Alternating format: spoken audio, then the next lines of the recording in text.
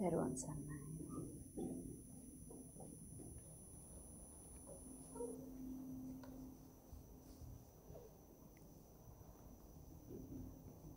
So we begin the Dharma discussion and enlightenment.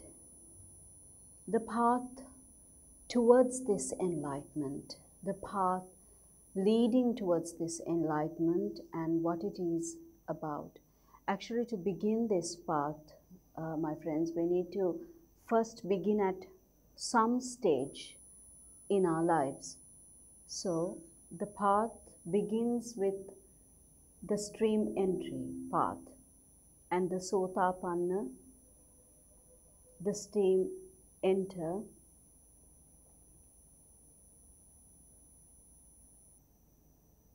and the once returning path, which is a Sakurdagami path,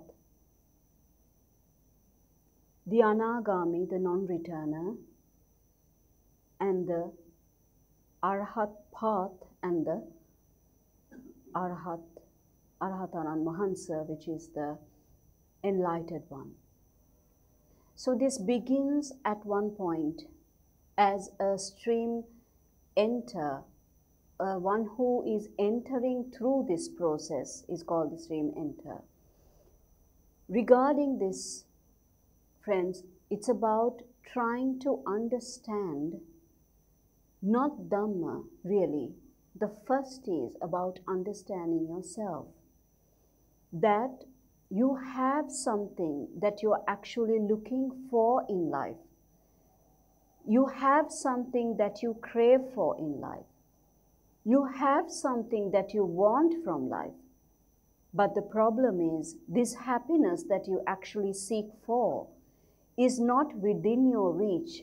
First, trying to understand this brings you to some sort of dharmic path, where you start reaching out to people, where you start understanding people, where you start your meritorious acts towards people. Your dana, your sila, paramitas are enrolled with this path. When you are collecting merits and when you transcend these merits towards nirvana or nibbana or enlightenment or ultimate happiness, this does not get accumulated towards the worldly path. But I will speak to you more on this in the Arya Ashtangika Marga Deshanava, which is the Eightfold Path Deshanava, which cannot be done this evening because it's a lengthy discussion.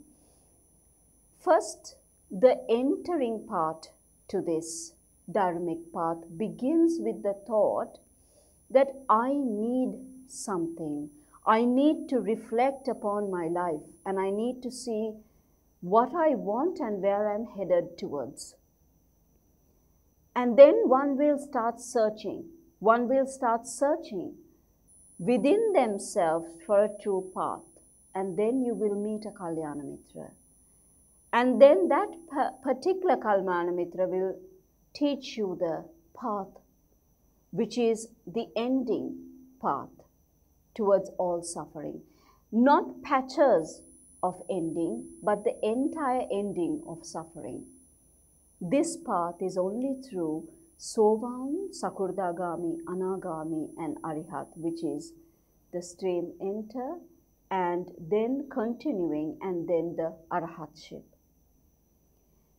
To follow this path, first you need to listen to the Dhamma discussion.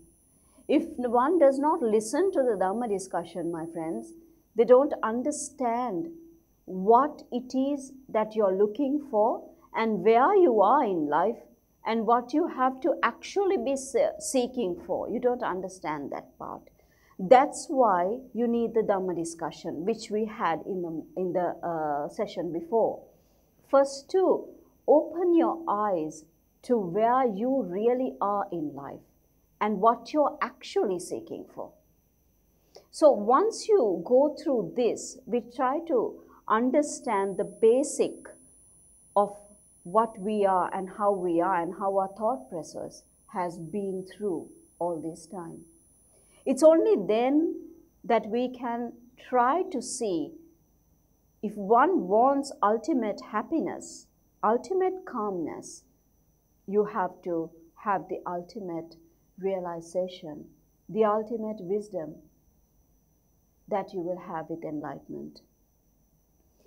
To go through this, we have to, after actually listening to the Dhamma discussion, you have to go through another process to follow the path. And that is also very important. How do you actually become Sakurdagami? How do you actually become Anagami? How do you actually become Arahat? End of all suffering and enlightenment, peace and happiness truly within. How do you actually do this? That you need to find out. Sovahan is a margaphala which is only achieved by Dhamma discussions and listening to Dhamma discussions, where one needs to listen to be able to understand what you're actually looking for and seeking for. Otherwise, you don't realize this, that with your 6 senses, actually what you're doing is 6 sense. These 6 senses, you are what you're actually doing is, you go behind the raga, dvesha, moha. Why I'm saying these words is that you need to, if you are only speaking in English, you need to learn a little bit about Pali, and that has to be familiar with you. You actually need to find out whether, when you're looking at something, whether it is with desire, and when you're not having something, whether all this hatred is generated within you. You need to find out whether all this is connected to delusions. But to be able to know that, you need to first listen to the Dhamma discussions.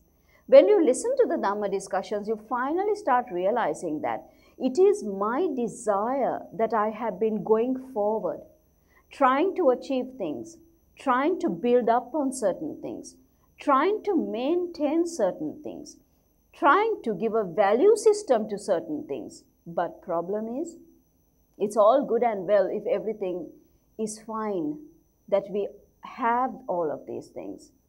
But the problem is, the happiness that we seek through the worldly desires, it starts changing. We start changing.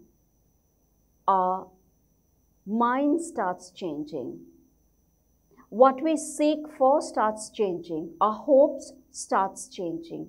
Our aspirations starts changing. According to that, the world starts changing.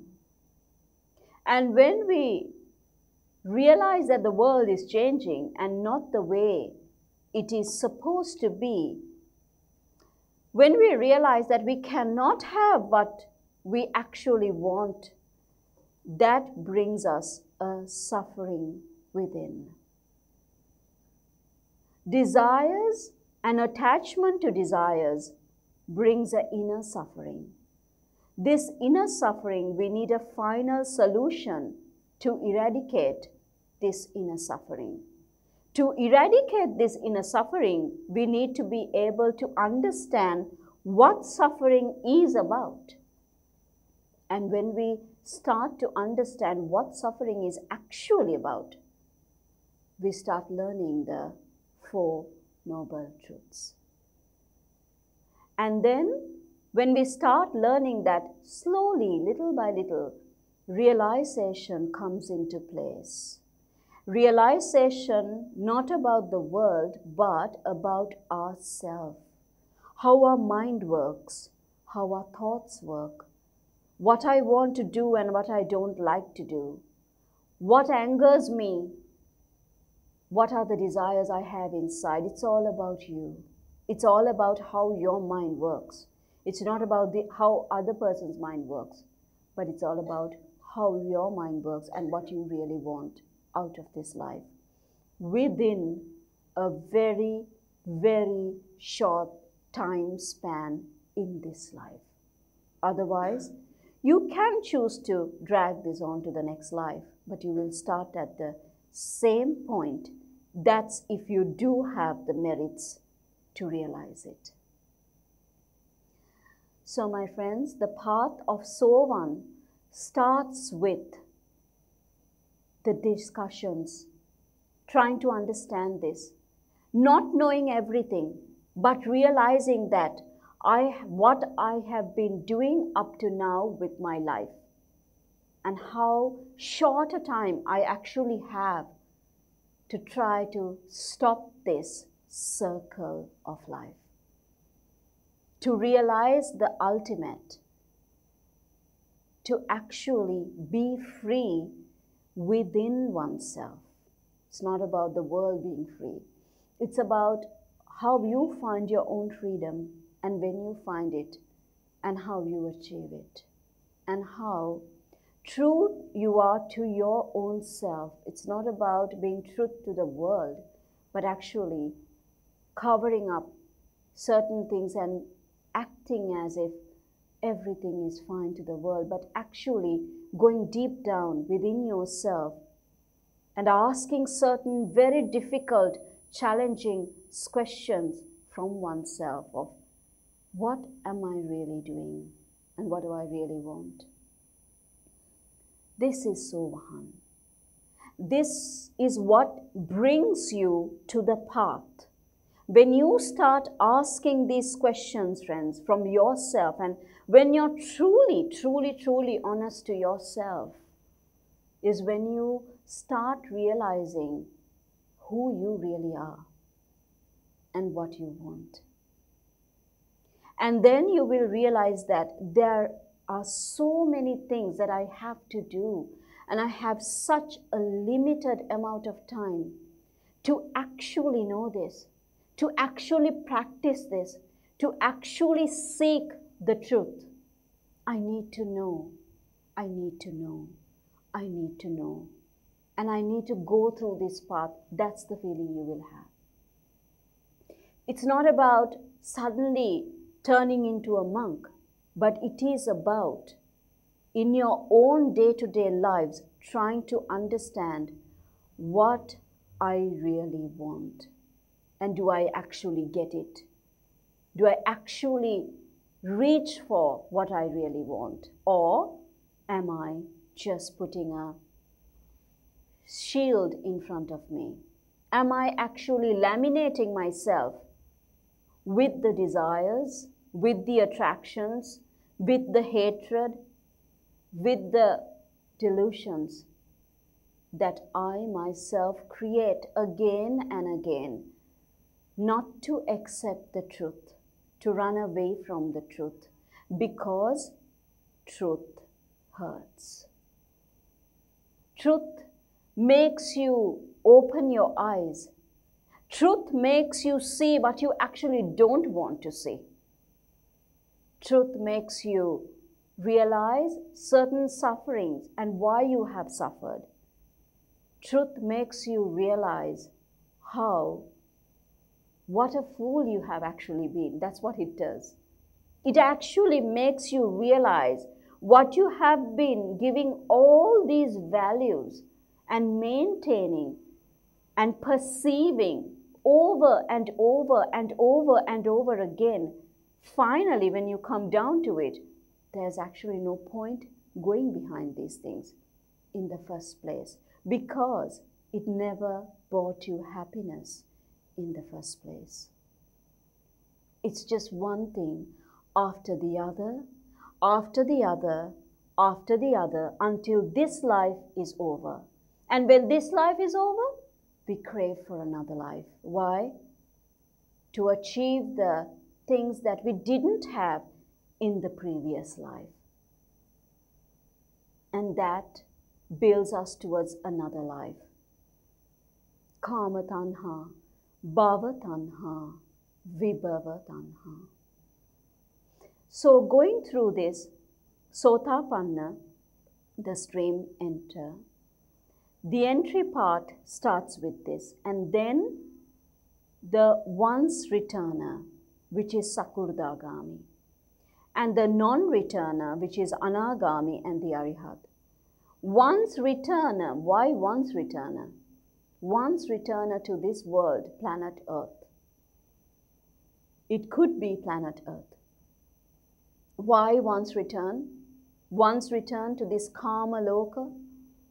Once return to this desireful worlds is because you still have the desire to touch, to feel, to hear, to know, to do all those things.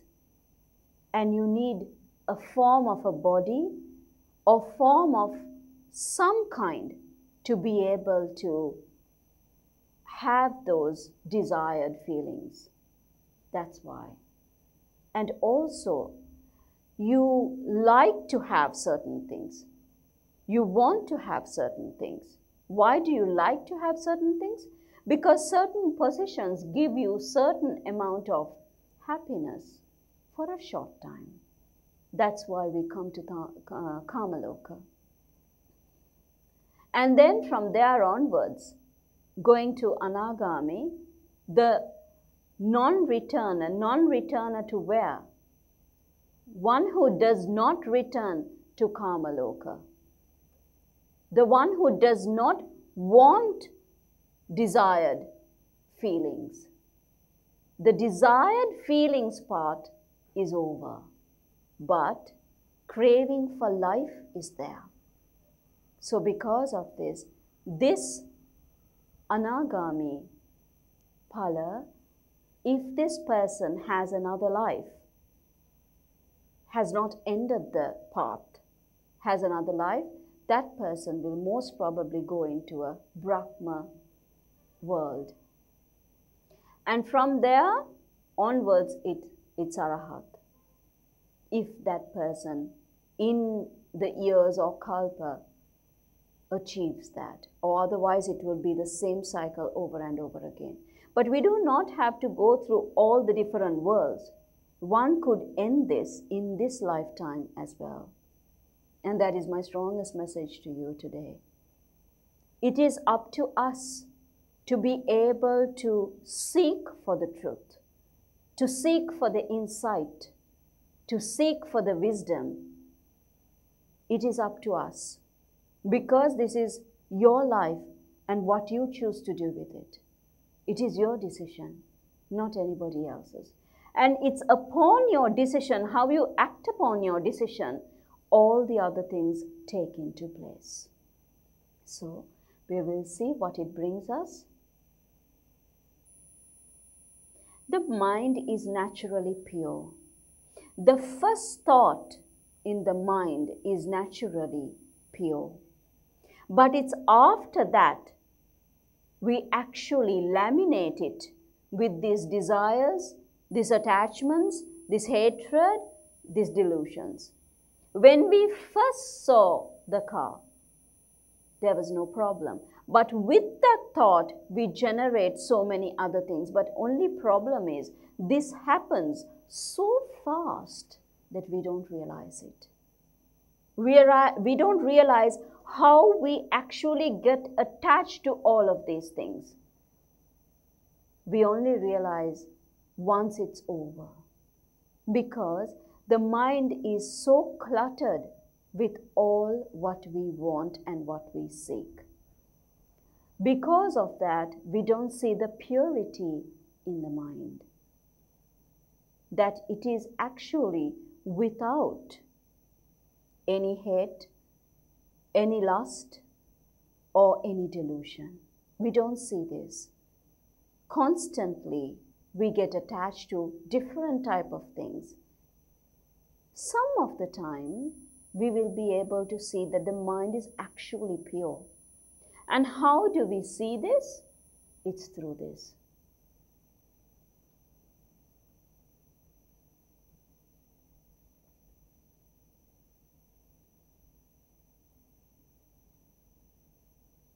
Imagine the rain is falling down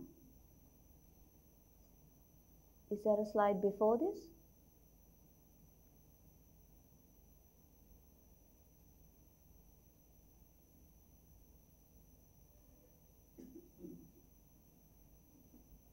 Imagine that it's raining. Just look at this slide for a moment.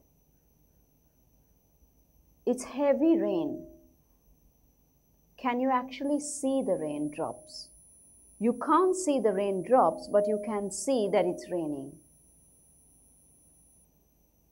But what if it's also something like this? If I give you an example, when we get attached to different desires in our life, we can't actually see them. We can't really see what we are attached to. We can't really see how this is generated. But what if we can see it like this? If we can see the rain falling as raindrops in slow motion, we might be able to completely see the raindrops. In this same manner, what if we can see the delusions, the hatred feelings, the desires, the lustful feelings that we have? What if we can see this just like the raindrops in our mind? My friends, this is where you need meditation. Meditation calms your mind. When you calm your mind, you will be able to see where you're getting attached to, what desires you have, what thoughts you have, what lustful feelings you have, what hatred you have, what anger you have, the uneasiness that you have, the disappointments that you have, situations that you have in life, people, places, situations that affect these, and your own actions, reactions, and decisions that you have taken towards these. You will be able to see this through the meditations. At the moment, it's all cluttered, so because of that, you can't really see it. But what if we can slow motion life itself and see how we are reacting towards each thing moment by moment? For this, we will need insight meditation, deep meditation. But to do the deep meditation, meditation itself goes down in two parts.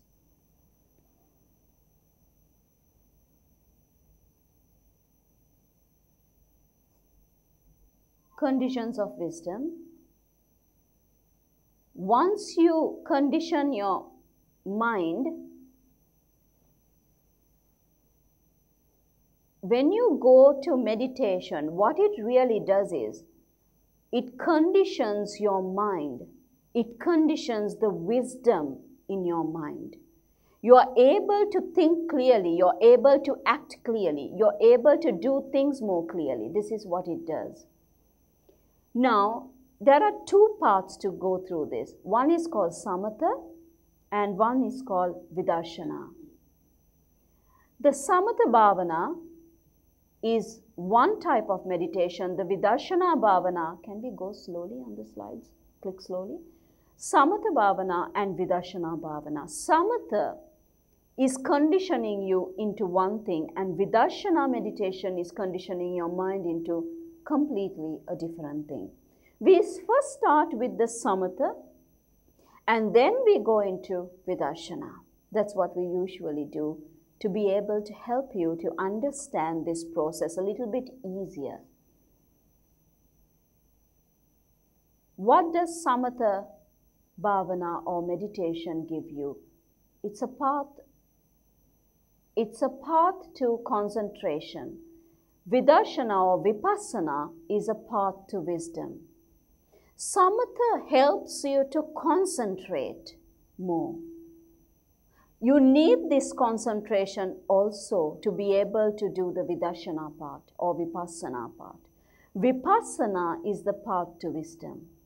You need the wisdom to be able to have the insight. When you have the insight, you have the path to realization. When you have the path to realization, you have the path to ultimate happiness or enlightenment. This is the path, my friends. So, we will today practice on some of these methods. And these are two actually sutras from the Tripitaka, which is available in Sri Lanka. Actually, I have put this down because I have spoken to main Swamin Vahansas or Mahatheras and actually got their advice as well on which Tripitaka actually to use, the correct one, which is actually in this building itself, in the BCC itself, it is there. So the main Tripitaka, which was translated, has these quotings. Enlightenment is attained by 4 different paths. Actually, these slides will, I think, be put into the main website. If someone wants to go through this, you can go through this.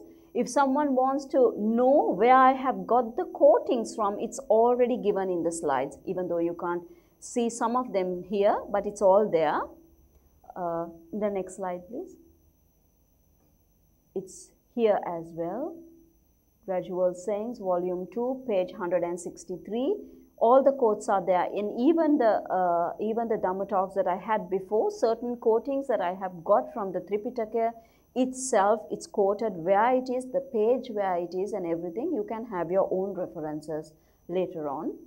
But I will shorten this and tell you of what are the 4 steps which is included in this sutra, because we have less time to go through all of it at the moment. In this sutra, it's said how you actually, the 4 factors of arhatship, how do you actually attain enlightenment?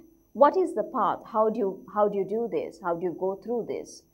It's 4, it's broken down to 4 steps. 1 develops insight, vipassana, preceded by calm.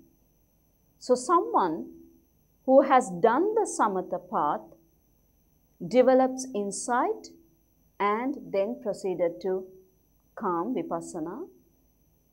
1 develops calm, preceded by insight. Insight is for vipassana and calmness is for samatha.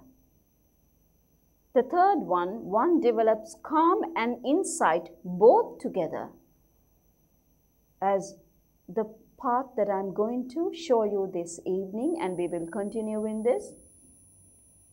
One's mind becomes purified and completely clear to fully understand the Dhamma, the way is arisen in him.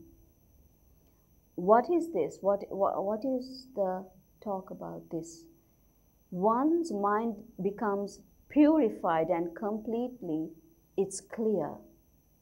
There are certain members in this journey who have adiprajna, which is called high wisdom, high insight. How do you gain this? It is the same path. It's because that particular person has been doing this for a very long time. And then when that person comes to this life, suddenly the way is arisen in him. 2-3 words by Lord Buddha and they become arhats. Why is that? Because they have been practicing this. And Gautama Buddharajanan Vahansa was able to pinpoint and preach exactly according to the desires and the attachments of that particular person in that time.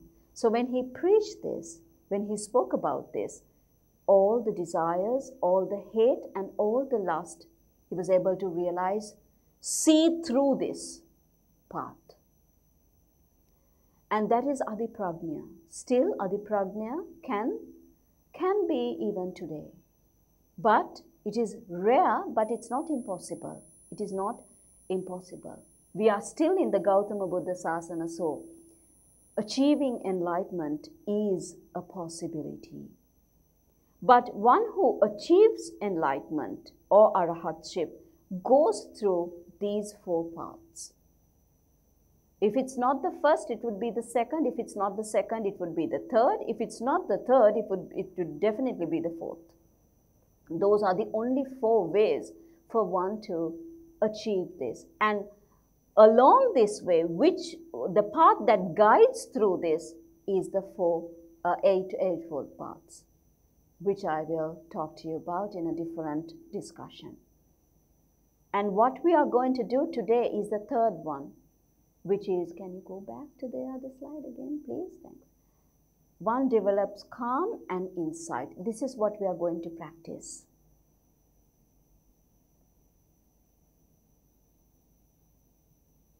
What is the result of developing calmness?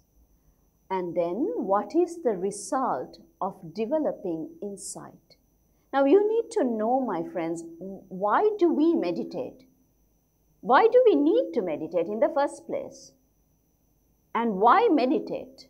Otherwise, it's just a waste of time. Don't do it. Why waste time? You need to do something where you want some answers, where you need to find some answers. If you really want the answers, you can do this. Otherwise, you can spend it in a different way. So, what is the result of developing calmness and what is the result of developing insight? The mind is developed. What is the result of developing calmness? The mind is developed and clear. What is the result of developing insight? All lust is abandoned.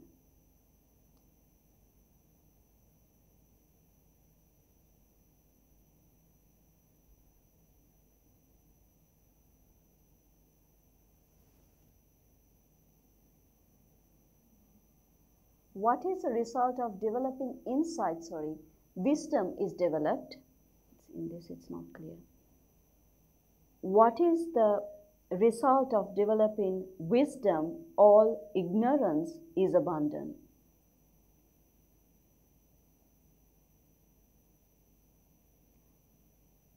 Why do we have to abandon all ignorance? Ignorance is about our desires. Ignorance is about not choosing the right path. Ignorance is about the formations of life. Ignorance is about the suffering of the samsara. So if we need to abandon that, we need to develop insight through wisdom, through calmness. And then to be free, be known, be still.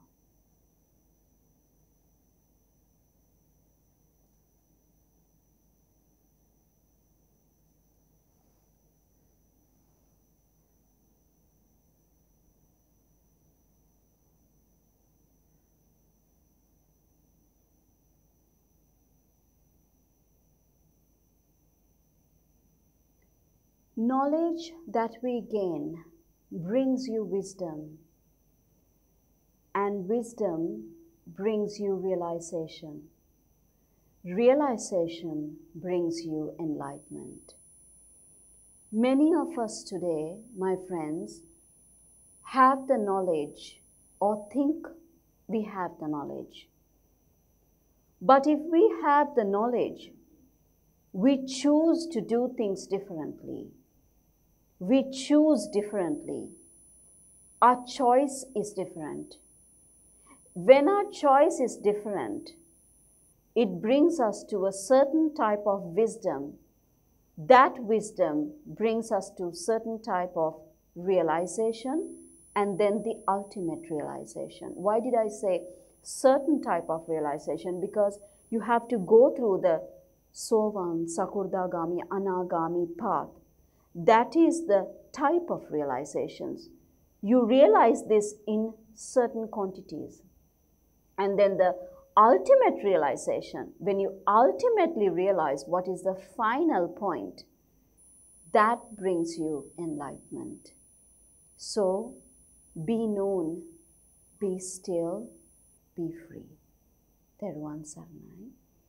So our discussion for today is over. And now I will take your questions. We'll go through a small session of questions and answers. And then we will practice a small session of meditation. Anybody who has questions regarding any Dhamma's questions, anything regarding what we have been discussing today? Just one thing, please try to use the mic because we are doing the live stream so that anybody around the world will be able to clearly hear this question and the answer for it, because they might also have the same questions. Be open and you can ask anything regarding the Dhamma's questions. Just raise your hand and then you can ask. Therani, there's always this question which is being asked on meditation about whether we are doing samatha or whether we are doing vipassana. So something which I have gained from the one of the final slides that you took us through is the fact that what we are doing is a mix. So is my understanding correct? Or that is correct. Or at least what we are going to do in a few minutes, actually in about half an hour's time, after I take those questions, is first samatha, that is the light meditations, the light kind of meditations that you have with the metta bhavana and the Arya Maitri bhavana. First, one needs to go through that to be able to understand the vipassana bhavana. So because of that, I have broken this into two, a little bit on the vipassana and more on the samatha bhavana. When you do the samatha bhavana, it's easier to understand the vipassana because vipassana is very in-depth meditation, but it can be guided slowly, little by little. And I will guide you through both of those, but we will have another deep session which is completely on meditation. Today I haven't spoken to you about a lot of meditation because too much of information is unnecessary. It has to be given in small doses, I guess, so that one can understand properly. But today we will do samatha and vipassana, then again proceed on this and then gradually go into vipassana fully. But then normally it's best to practice samatha and then vipassana. It's easier that way actually. It's not that anybody can't do it. It can be done definitely, but this is an easier method. Thank you very much.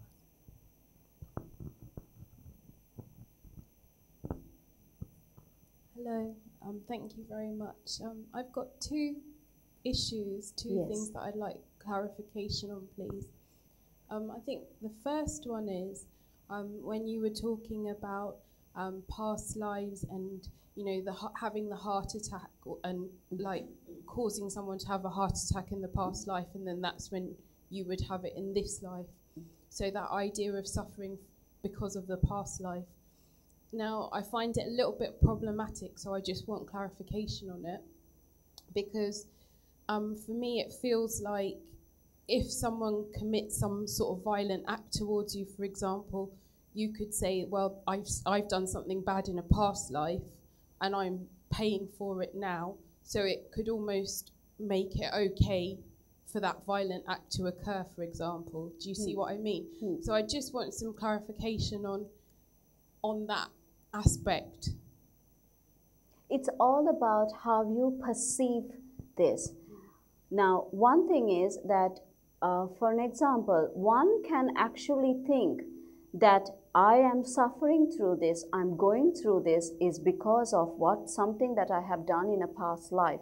But you have to learn out of it and also grow from it. And then if you keep continuing on this same path, and if you hurt that person again and again, this does not end. This hatred does not break. So even if it's hatred from one side, we must be smart enough to realize that this occurrence happens because of something that I have done in the past. But if I continue this same thing will reoccur again. Now, regarding this other person, what happens to this other person? Actually, we can't control it.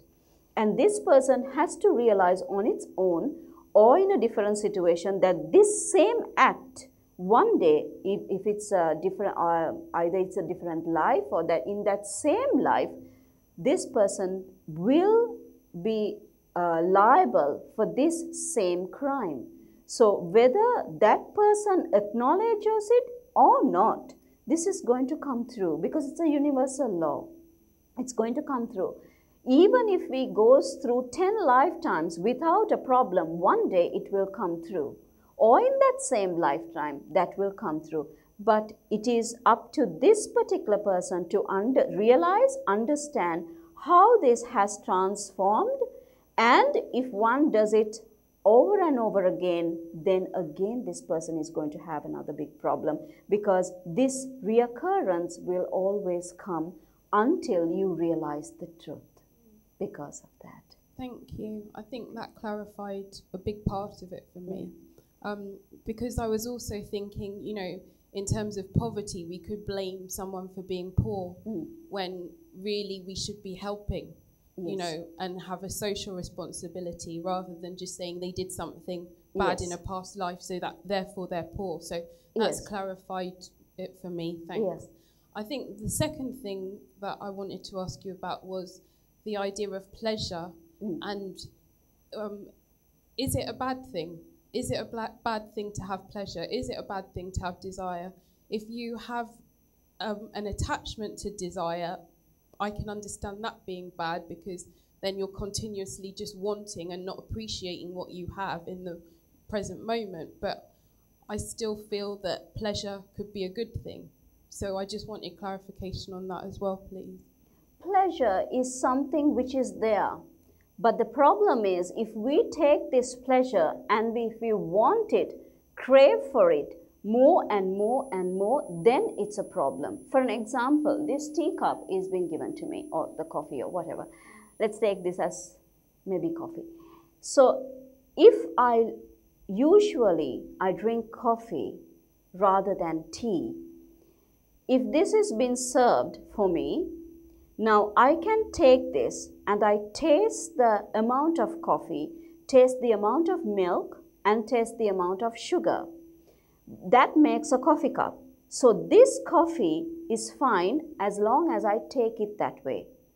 But if somebody takes my coffee cup and puts a tea in front of me, and if I start to think, oh, where did my coffee go? Why did she take it? This is what I'm supposed to be having and not the tea. That is a problem, because now I'm craving for the cup of coffee rather than having what I'm being served with. That is lust. That is desire. The craving part is the lust. The craving part is the desire. But the taste of it and the feel of it, the noise of it, the sight of it, the thought of it does not give you any problem. The problem is when you have the craving for it and then the attachment for it. Through the attachment, we go on for the different craving, always wanting to experience something more. For an example, this is a cup of coffee, and again, somebody serves me with cappuccino. That is also a type of coffee, but it's a different type of coffee. This could be normal coffee, that could be cappuccino, or it could be Nescafe, or it could be some other brand, but it's a better brand. How do we create all these brands? In our mind. Because for some persons, cappuccino might not be good enough. Normal Ceylon coffee is the best and the ideal for them. Okay? So it's all these brands and everything that we put the value is actually created in our mind, and then we long for it and long for it even more and crave for it. The craving, the longing of the desired attraction, that is the part which gives us the problem, the suffering really. What you're saying is it's to do with not looking at, not feeling yourself what is actually right for you, and more about the surrounding branding of things. It's completely the opposite. Okay. It's about yourself and not the surroundings. Surroundings could be as it is. Yeah, you that's understand? what I'm saying what you're saying. The problem is when you look outside of yourself and you're not looking at what it's actually. Yes, exactly. Because when Lord Gautama Buddhajanan Vahansa was also there at that time period, they had all the luxuries and they had everything just as we have actually now. But the problem was he didn't take all these things, good things, and put it away and say that the world has to be without these things. But what he told was, what his main idea was, you can have these things, but the problem is if you desire this and if you get attached to this desire with the lust, that creates a problem, because the moment that is gone, then you have the suffering left. Okay, thank you very much. Okay, most welcome. Questions, please.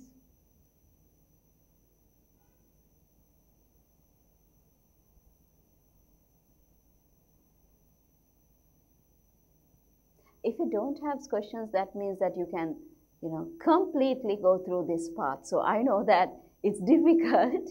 So that means you have to have questions. It's just that you're not saying it out loud, but we can share it, friends. If you don't clarify certain things, it's actually difficult to go through the path. So have your questions openly. Ask your questions openly. This is a time for you. This time is dedicated for you, actually. Anything that you want clarifications with, anything that we discussed, or any thoughts that you can give on what you feel and what you think, that is also most welcome.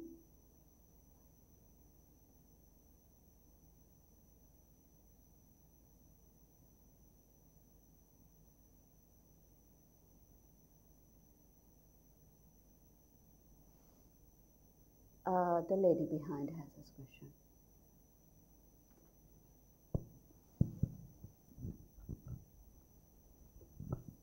How do we know that we are on the, whether we are on the path to Sowan? How do you know that? You know that with your own experience, you know that when you seek for something, when you stop seeking for all the material things and suddenly one day wake up and think that what am I actually doing in life? Or you hear a Dhammadeshana. When you're hearing the Dhammadeshana, you start to think about your life and what you have actually been doing in this life and where it has led you towards the path or something else. What have you really been wanting, whether it's happiness or whether it's ultimate happiness? Two different words. One is happiness, one is ultimate happiness. If you want happiness, then fine, you can go through the world because there are ups and downs in the world. But if you want ultimate happiness, then it's a different story altogether. So when you have these questions within yourself, in your mind, that is when you're actually just entering the path or trying to enter the path or really wanting to find out what is the basic truth in this. That's how you know it. It's actually not, nobody can tell you this unless another Samma Sambuddha is there. It's actually within yourself that you have to understand what you really want and that you actually want this. That's when you know that you're actually in the path. That is also a jnana. Some don't have it, some have it. I actually want to get to the path, but I do not know how to do it. Today, this afternoon, I have been discussing about this, of how you actually come to this path. That was the first discussion we had. I think this Amma came a little bit late, is it? I didn't see you. Sorry? Did you come from the beginning? No. That's the problem. You need to listen to it again, then you will understand the entire discussion. Thank you.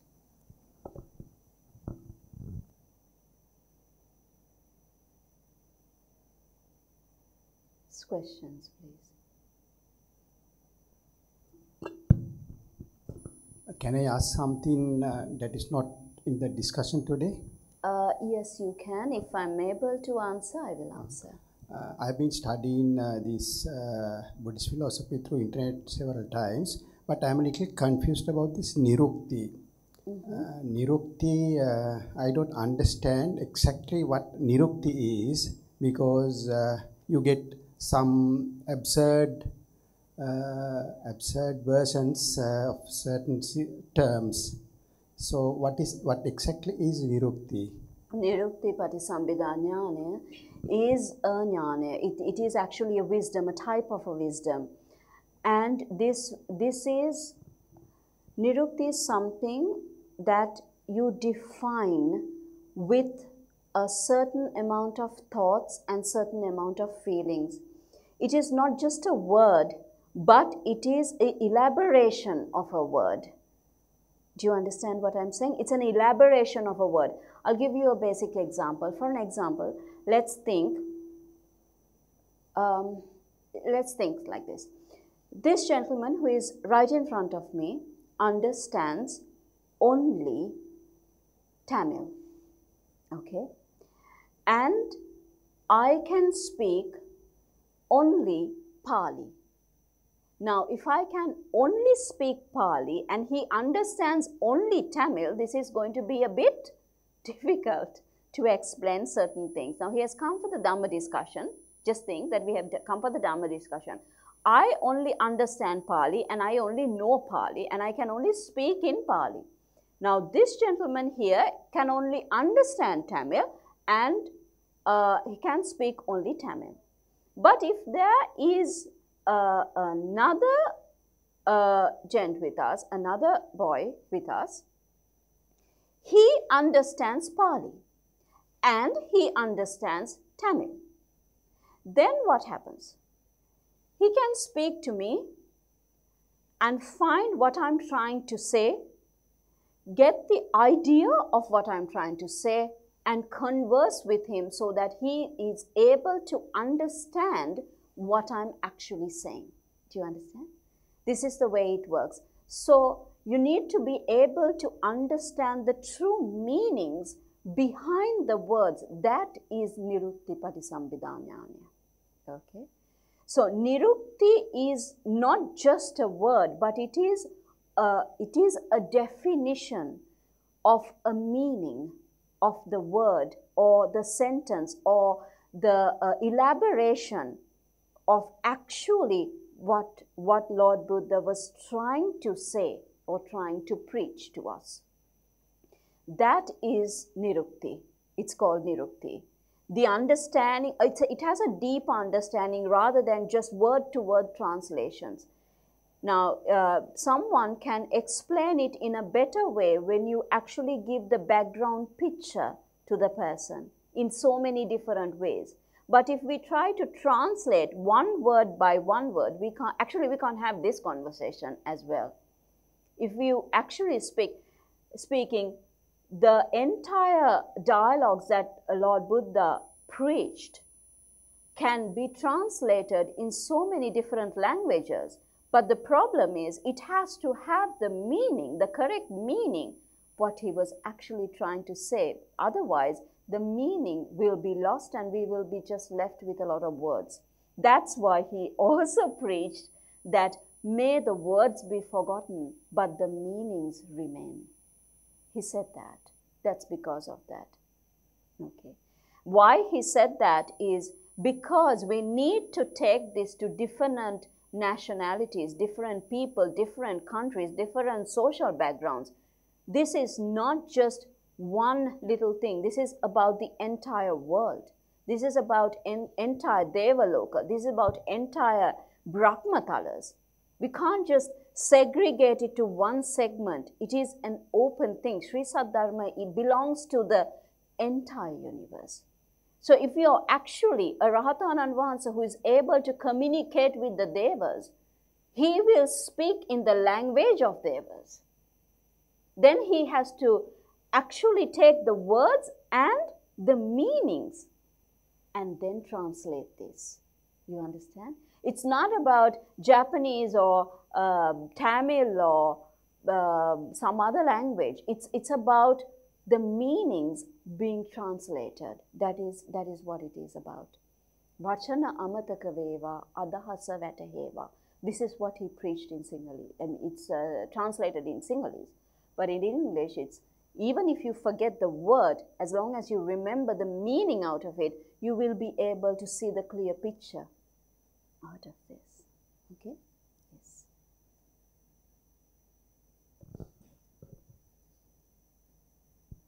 Anybody else who has questions? We have a little bit more time.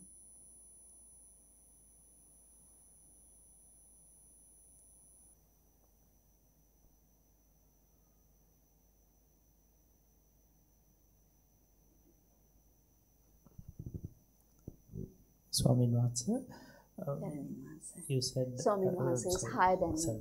Yes. A small question.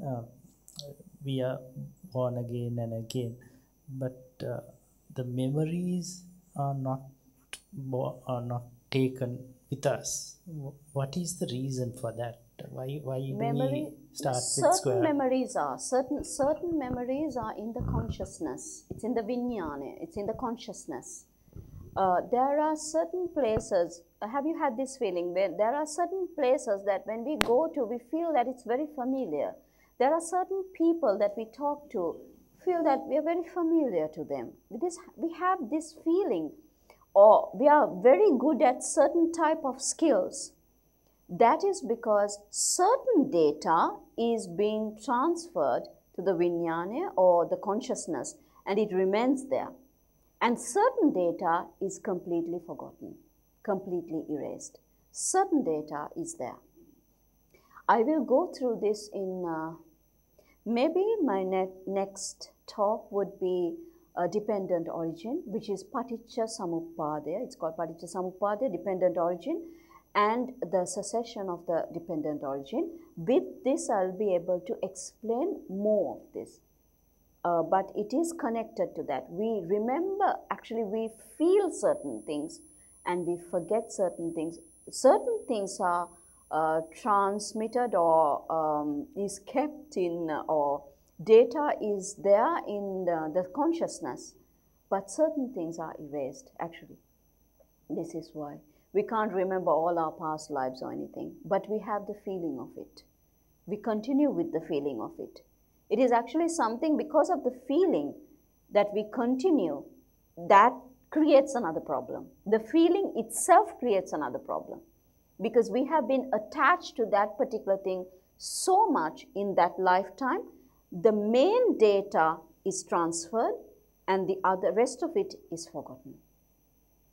Okay. Thank you.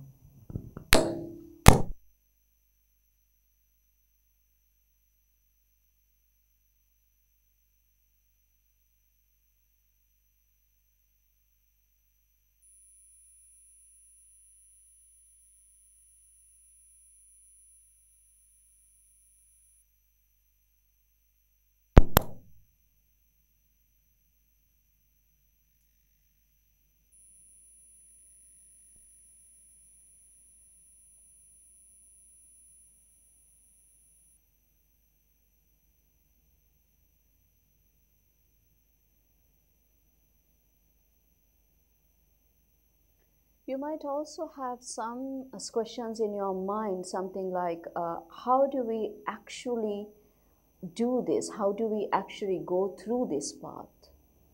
It is really depending on the Dhamma discussions that you listen to, and also the practice of meditations in day-to-day life, how you start seeing things, and how you start to view things, the decisions that you make out of these things. that is what you need to start practicing in your life. How do you actually view things? When certain incidents happen in your life, what do you actually do with it? What are the decisions you take? This also helps you to realize certain things. Day-to-day life and Dhamma, you take Sri Sathdharma, you include that into your day-to-day life and start practicing it. Of course you will have questions, you will get stuck with it. That's when you need to hear more Dhamma. Right, we will, any more questions?